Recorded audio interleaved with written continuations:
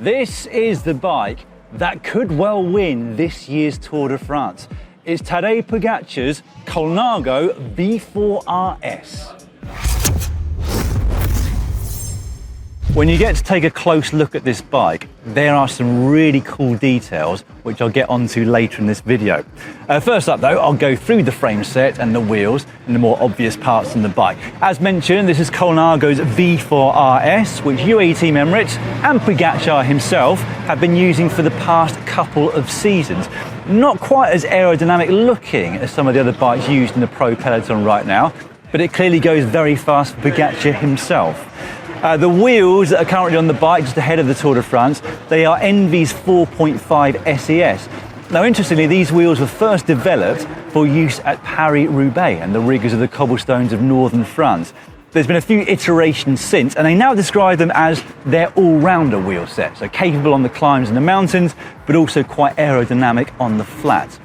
They have an internal rim width of 25mm, and when combined with these tyres, which are Continental Grand Prix 5000 30mm, it makes the tyres look huge. I mean, it's a long time since I raced as a pro, 15 years to be precise. We had a maximum of 25mm with much narrower rims.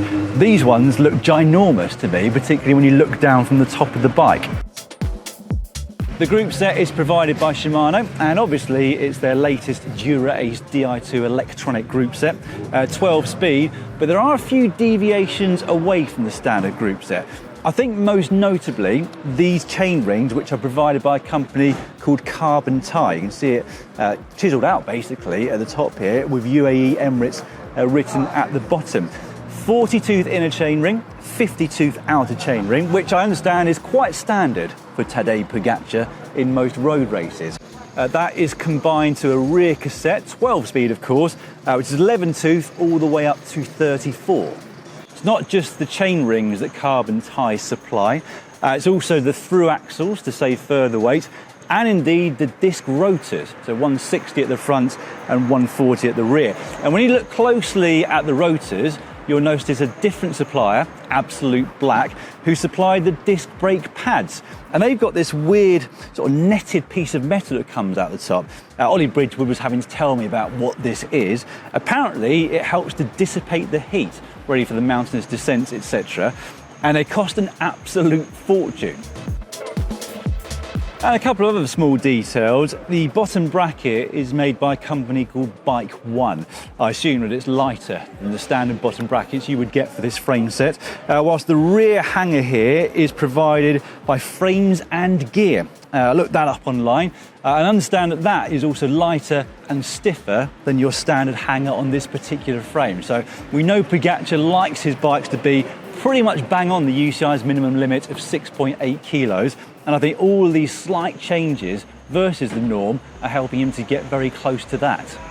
Up at the top of the bike, we have this Prologo saddle. It's the Nago R4 147. And you'll notice that it's pushed reasonably far forward on the rails. I think that leads me nicely on to Pogačar's position on his bike, which has changed over the last couple of seasons. So I'll start with the crank length.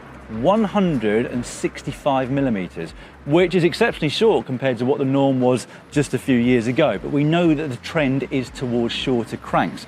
As mentioned, he's got his saddle fairly far forward. I did take a measurement from the tip of the saddle here to the centre of the cranks. It's around about 9 centimetres. We go to the bars at the front. We have a one-piece stem and bar combination, also provided by Envy. The stem itself is 130mm centre to centre. You can see it slammed. In terms of the width, well, if I measure them from the very base of the drops here, it's 40 centimetres exactly. If I measure them from the slightly inward turned hoods, right at the tip of those hoods, it's only 32 centimetres, so 320mm, fairly standard again for modern bike riders. A few other measurements that I've taken. It's 85 centimetres from the centre of the top part of the bars here, down onto the floor. From the saddle down to the front part of the bars, there's a drop of around 14 centimetres. From the tip of the saddle up towards the centre of the bars at the front here of the stem, that measures 53.5 centimetres, whilst from the centre of the cranks up to where I presume Pogačar perches his bum, that is 73.5 centimetres. So on to some of the finishing touches of this bike. UE Team Emirates are provided with bead-ons by Elite. They use the Wahoo Element series, so Pogačar himself has gone for the more slimline Wahoo Element bolt there at the front. It's a Shimano power meter that's on the cranks here as well. And I've also noticed that Carbon Tie also provide the top cap and bolt at the top of the stem here. Another detail is here on the seat post, where there is some fine sandpaper stuck on, presumably to reduce the risk of the seat post slipping down whilst racing. Pogačar also has the shifters down here on the drops, so that you can change gears while sprinting or indeed down descents.